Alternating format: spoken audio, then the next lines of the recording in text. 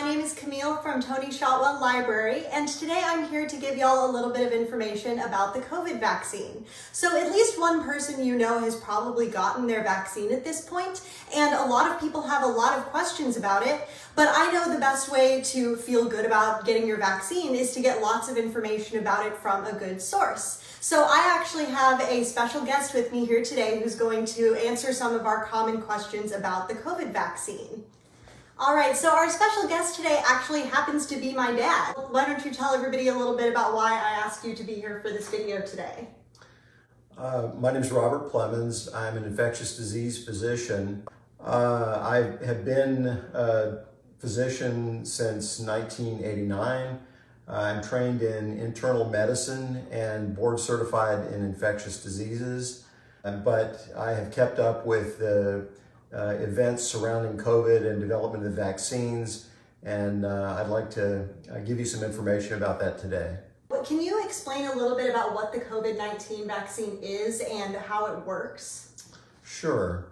The two vaccines that are currently in use are molecules that produce a protein in your body that is a part of the COVID virus, the coronavirus. It's called a spike protein. So if you look at a depiction of the coronavirus, you'll see these little spiky projections all over it. And those are what the virus uses to bind to your cells when you inhale it. So they bind to respiratory cells, and that allows the virus to get into your system. The vaccine is designed to bring about a response in your body that blocks the binding of the virus. So they use the binding component of the virus as a vaccine, and your body makes a chemical that keeps the virus from binding and keeps you from getting sick. Wow, so does that mean that those pictures you see of the COVID virus, that it has the little spikes around it, that's actually pretty accurate? Yes, it is. Wow. It is accurate. So can you tell us a little bit about the process of developing the vaccine? Particularly, should anybody be worried that it was developed too fast? I don't think so, for several reasons. So it was a historical achievement to have the vaccine ready as quickly as it was. But part of the reason that that could happen was because the scientists were building on previous work from something called SARS-CoV-1, which was a virus that also originated in China about 20 years ago, and that caused a more severe respiratory infection even than the current COVID virus. But that virus from 20 years ago was related to the current virus that we're dealing with. And so a lot of vaccine work, a lot of basic science was done on that organism that allowed a lot of the basic processes to be moved forward rapidly, much more rapidly than they otherwise would have been. The process of making a coronavirus vaccine actually started 20 years ago with the initial SARS virus. So how safe is the COVID-19 vaccine? It was shown to be very safe in clinical trials. They start out with a small group of people, expose them to the vaccine, administer the vaccine to them. If there are no big problems, they go into a larger group of people, and then finally to a very large group of people. Thousands of people are studied. The incidence of severe reactions to the vaccine is extremely low, on the order of 10 cases out of 1 million vaccinations. Wow. So very, very few. Yeah. So is there anybody that shouldn't get the COVID vaccine though? Well, the vaccine was not studied in people under the age of 16 for the Pfizer vaccine, and under the age of 18 for the Moderna and the Johnson & Johnson vaccines. Pregnant women were also excluded from the studies. However, because pregnant women are at increased risk for severe disease due to COVID, and because the vaccine appears so harmless in the vast majority of people, the vaccine is recommended for pregnant women. It's not currently recommended for young children, but those studies will undoubtedly occur, and then it can be given to young children. The urgency of giving the vaccine is to older people and immunocompromised people who are at high risk for dying. Children rarely have severe complications from COVID. Unfortunately, they're able to spread the virus, but they themselves do not tend to get seriously ill. So the urgency is to get vaccine into the arms of older and immune-compromised people first. And those are the ones that were studied in the vaccine trials. Okay, that makes sense. Would there ever be a point that children are going to be able to get the COVID vaccine, or do we know that yet?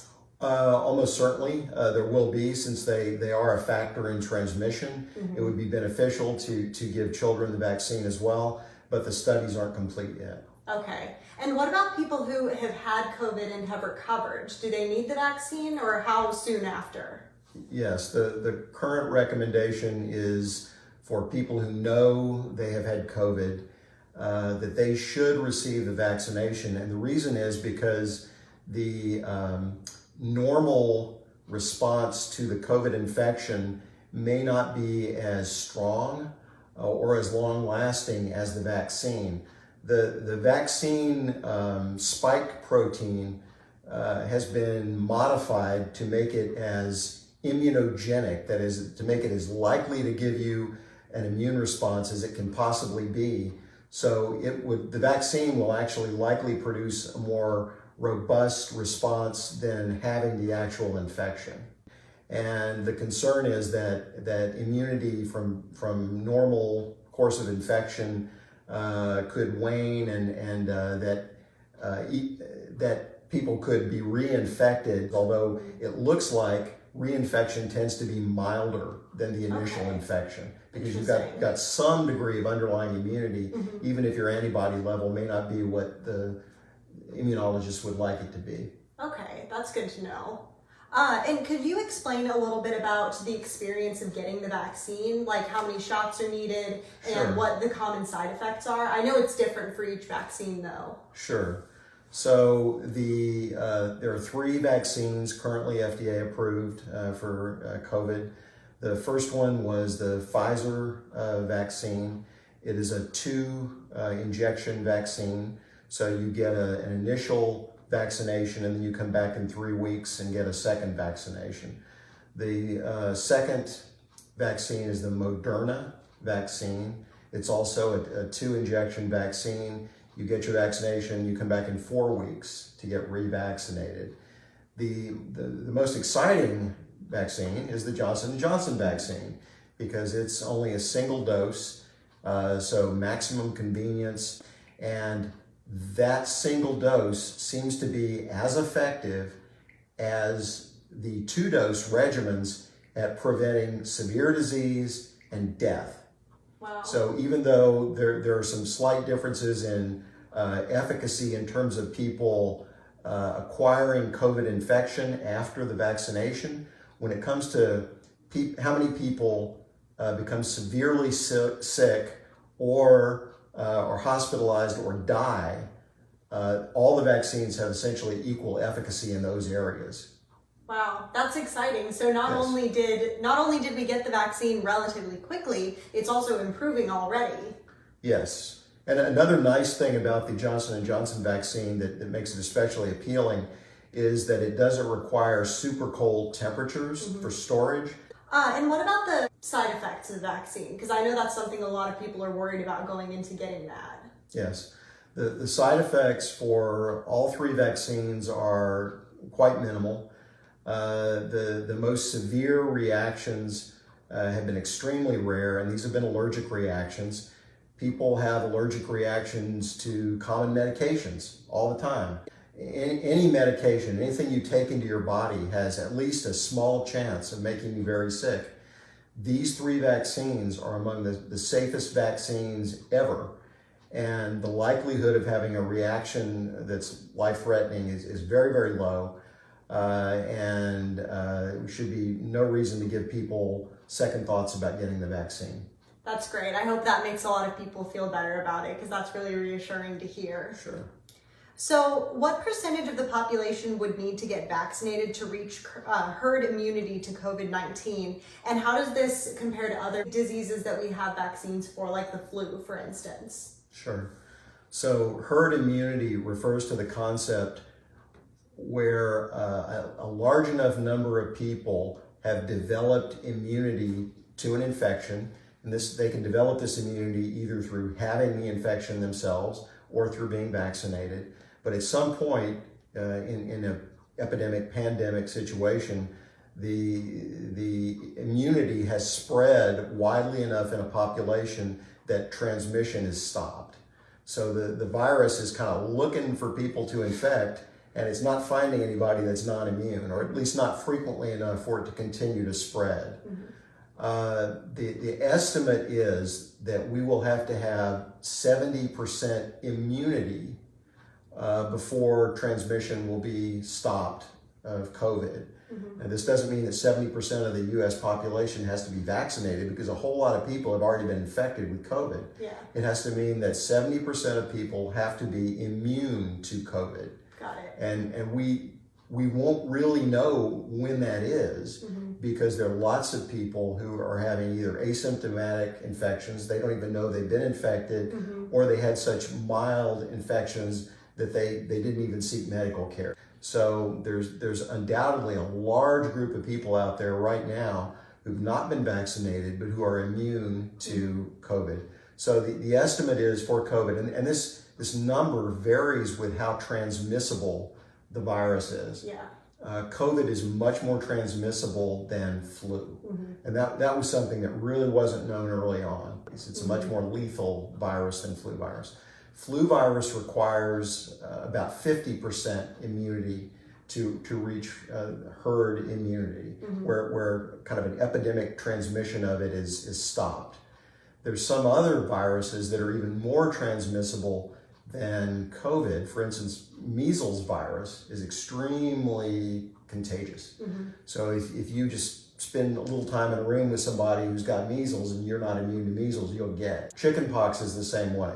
So when these things enter a non-immune population, then they spread very rapidly, and herd immunity has to be on the order of 95% for something that's super transmissible. COVID kind of falls between flu and one of these super transmissible infections. In the meantime, what precautions should we all be taking until we can get the vaccine? And when can we do things like stop wearing the mask and stop socially distancing and things like that? You're asking the wrong guy.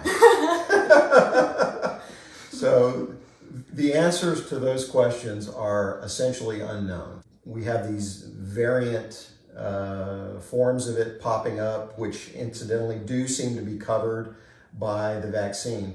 They may not be completely blocked, but you will likely get a very mild infection from one of the variants if you've had one of the current vaccines. Oh, okay. But there could be a situation where the variants are more different than the current ones out there, and they don't exactly fall under the vaccine, kind of like influenza. So with influenza, we have an annual vaccination, and that's because the strains change enough that the previous vaccine may not cover them. The odds are, I think personally, we may get an annual COVID vaccination that takes into account new variants of it. In terms of wearing the masks, the virus is still out there. People are still dying. So I think the responsible thing to do at this time, and we're in March of 2021, is to continue wearing a mask and continue reasonable social distancing. I think it's okay for people to go to work, go to school, with a mask, but I would avoid large crowds. I would avoid extreme crowding, close quarters with large groups of people that you don't know. Just common sense things like that. The hand washing, to some extent important, but not nearly as important as protecting your respiratory tract from the virus. We know that masks help and it's an inconvenience for most people, nothing more. And you're not only protecting yourself, you're protecting your loved ones when you wear a mask. All right. Well, I, for one, will be continuing to wear my mask. I know. Me too. And I really hope that this has been informative for y'all today. I know I've learned some stuff that I didn't already know. I really hope that mostly this will put some people's minds at ease about the vaccine, because we do know that it's safe. I hope that this has helped reassure you of that. And like I said, that you've learned something new that maybe you can share with the other people in your life who might be a little bit uncertain about the vaccine. So thank you so much, Dad, for doing this interview with me. I really appreciate it, and I know everybody watching appreciates it too. Great, my pleasure. All right, thank y'all so much. See y'all later.